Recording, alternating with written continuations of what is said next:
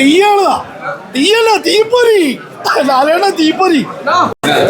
English cinema Hindi cinema മാറിയിരിക്കും. അവിടെ രാജേട്ടൻ മലയാള സിനിമ ചെയ്തേക്കണം. രാജേട്ടൻ ഒരു രക്ഷയില്ല. അവിടെ ലാലേട്ടനാ അയ്യോ ലാലേട്ടൻ ചിന്തിക്കാൻ പറ്റില്ല.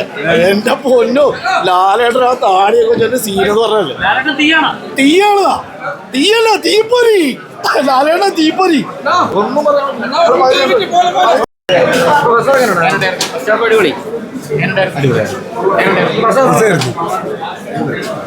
ഇൻട്രോ കലക്കിയോ എങ്ങനെ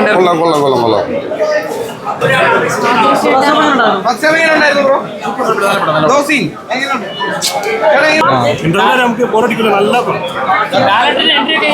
ഒരു രക്ഷയില്ല. ഫാൻസിന് തകർക്കാൻ പറ്റിയ എങ്ങനെയുണ്ടായിരുന്നു ചേട്ടാ?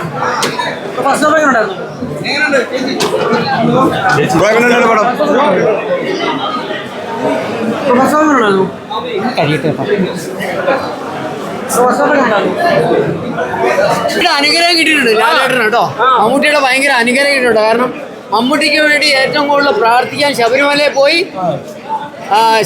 പോയി സാറ് അത് കൂടുതൽ അനുഗ്രഹമുണ്ട്. കാരണം മമ്മൂട്ടി ഫാൻസും മോഹൻലാൽ ഫാൻസും ഒറ്റക്കെട്ടായിട്ടിരിക്കുകയാണ് ഇപ്പം. മറ്റേന്ന് പറഞ്ഞാൽ ഏത് പടം മോഹൻലാലിൻ്റെ ഇറങ്ങിയാലും മമ്മൂട്ടിയുടെ ഇറങ്ങിയാലും രണ്ടുപേരും യുദ്ധമായിരുന്നു. അതിപ്പം രണ്ടുപേരും ഒറ്റക്കെട്ടായിട്ടിരിക്കുകയാണ്. മമ്മൂട്ടി ഫാൻസ് ഒറ്റക്കെട്ടായിട്ടിരിക്കുകയാണ്.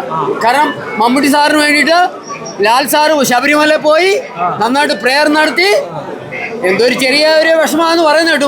ഞാനിപ്പോൾ വേളാങ്കണ്ണി പോയിരിക്കാം മമ്മൂട്ടി സാറിന് വേണ്ടിയിട്ട്. കാരണം മോഹൻലാൽ സാറിനെ ഇഷ്ടപ്പെടുന്ന ഒരാളെ ഞാൻ. പൃഥ്വിരാജിനെ കണ്ടിട്ടില്ല. വരുന്നു പൃഥ്വിരാജ് വരുന്നു. തീർച്ചയായിട്ടും കാണാം. പക്ഷെ ഇതിൽ പറഞ്ഞ പോലെ എൻട്രിയും കാര്യങ്ങളും ബിജിയും അതിൽ നടന്നു വരുന്ന കാര്യങ്ങളും അതിലുപരി എല്ലാവരും ആ ഫ്രെയിംസ് ഒക്കെ നല്ലോണം ശ്രദ്ധിക്കുക. എന്നാലാണ് ആ ഡയറക്ഷൻ്റെ ഒരു മികവ് മനസ്സിലാവുള്ളൂ. വെറുതെ കാണുന്നതിനും പകരം ഫ്രെയിംസ് ഒക്കെ ശ്രദ്ധിക്കുക. നമ്മൾ പൃഥ്വിരാജിൻ്റെ ഇൻട്രോയിനാണ് വെയിറ്റ് ചെയ്യുന്നത്. ലാലേൻ്റെ ഇൻട്രോ അടിപൊളിയായിരുന്നു, വേറെ ലെവലായിരുന്നു.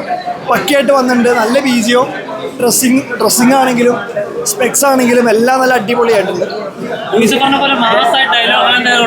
മാസ് ഡയലോഗ് ഉണ്ട്, പക്ഷെ ഇനി വരുന്നതേ ഉള്ളൂ. സെക്കൻഡ് ഹാഫിലായിരിക്കും വരുന്നത്. മേ ബി പതുക്കെ വരുന്നതേ ഉള്ളൂ.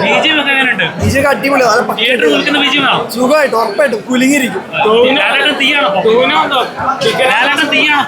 ലാലേട്ടൻ തീയാണ് ഉറപ്പാണ്.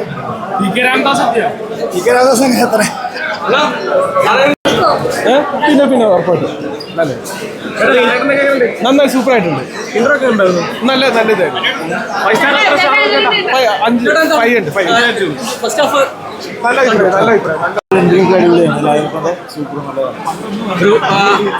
എല്ലാ നിലയ്ക്കും തൃപ്തിപ്പെടുന്നതാണ്. എന്താ പറയാനുള്ളത്? ഓൾറെഡി ഞങ്ങൾ പുറത്തുവെച്ച് പറഞ്ഞായിരുന്നു, അത് തന്നെ വീണ്ടും പറയുന്നു. ചിന്തിക്കാൻ പറ്റില്ല. ലാലേട്ടൻ്റെ എൻട്രിന്ന് ചിന്തിക്കാൻ പോലും പറ്റില്ല. മലയാള സിനിമയിൽ ഇതുവരെ കാണാത്തൊരു വ്യത്യസ്തമായ പറഞ്ഞു ചേട്ടാ. ചേട്ടൻ പറഞ്ഞോ.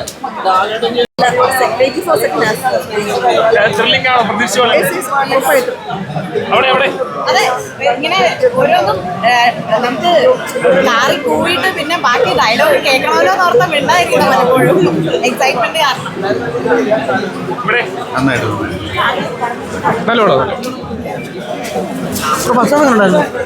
നല്ലതാ. നല്ല എന്തോ അതെ. ആക്ച്വലി മോഹൻലാൽ രണ്ട് ഇൻട്രോ ഉണ്ട്. രണ്ട് ഇൻട്രോ എന്നല്ല പറയാൻ പറ്റത്തില്ല. ഒരു ഹിസ്റ്ററി കാണിക്കുന്നുണ്ട്. അതെല്ലാം നല്ലതാണ്.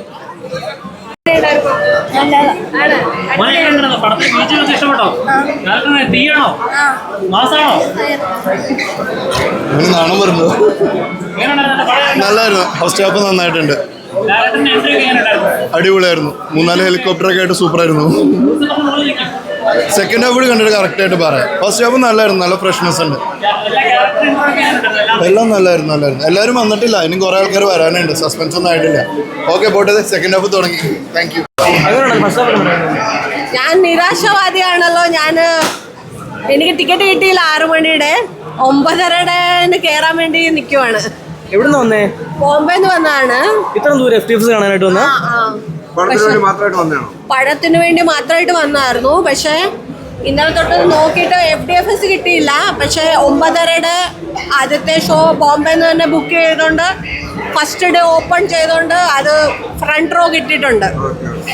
അപ്പോൾ ഇന്നലെ DJ പാർട്ടിയൊക്കെ കണ്ടു, ഫുള്ള് കണ്ടു. ഇവിടെ അടുത്ത് തന്നെ ആബാദിൽ തന്നെ റൂം ബുക്ക് ചെയ്തു.